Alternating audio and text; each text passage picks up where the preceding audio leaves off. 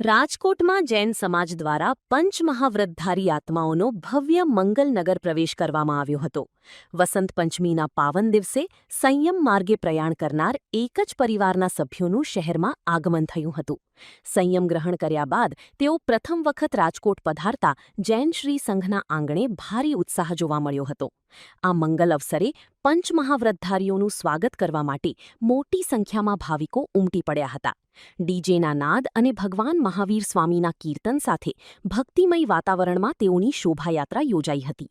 ધર્મપ્રેમી જૈન સમાજ દ્વારા આ પાવન પળોને વધાવી લઈ ધન્યતા અનુભવવામાં આવી હતી.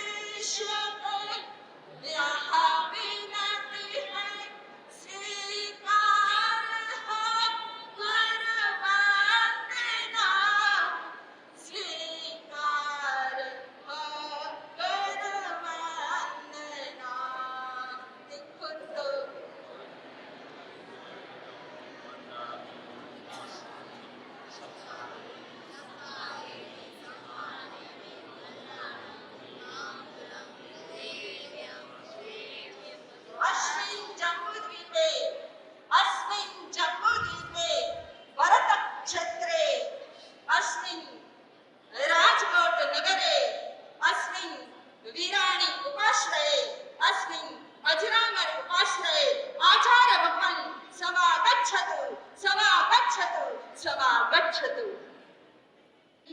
नगर प्रवेश की घड़ी गुरुवर पधारे हैं, सब झूमो गाओ गीत सजाओ आंगन दीप, गुरुवर पधारे हैं। स्वागत है श्री शंकरा द्वार पे, खुशियां छाई चारों ओर। सब झूमो गाओ उत्सव है मनाओ, तोरणियां बंधाओ, गुरुवर पधारे हैं आज रे। मंगल चरणे पावन चरणे पधारे गुरु सा, पधारे गुरु सा। घर घर आंगणे चमके जैसे सितारे आसमां, सितारे आसमां। अभिनव आनंद छाया यहाँ पे है, जिनवाणी बरसे यहाँ। सब झूमो गाओ उत्सव है मनाओ, तोरणियां बंधाओ, गुरुवर पधारे हैं आज रे। रुम झुम नगर प्रवेश का अवसर आया, अवसर आया। जप तप त्याग का गुरु भक्ति का अवसर आया, अवसर आया। गुरुवर की निश्रा है मंगलकारी, श्री संग में है खुशियां अपार। सब झूमो गाओ उत्सव है मनाओ, तोरणियां बंधाओ, गुरुवर पधारे हैं आज रे। होई शुभ घड़ी नगर प्रवेश की घड़ी, गुरुवर पधारे हैं। जय जय। धर्मनगरी રાજકોટ શહેરના આંગણે પૂજ્યપાદ ગચ્છાધિપતિ આચાર્ય ભગવાન સાધના સમ્રાટ ગુરુદેવ શ્રી ભાવચંદ્રજી સ્વામીના આજ પાવન પધરામણા થવાના હતા, એટલે એક મહારાજા આવવાના હતા, એટલે મેઘરાજાએ થોડી વાર માટેનો આમ જાણે કે વિરામ લીધો છે અને રાહ જોતા હતા। તમે જેની રાહ જોવે છે આખું જગત, જેની એ પણ આવશે। ગુરુરાજ પધાર્યા છે, મહારાજ પધાર્યા છે, તો મેઘરાજ પણ પધારશે। આજ આ રાજકોટ શહેરના આંગણે રાજકોટ મોટાસણ વિરાણી કૌશલ શાળામાં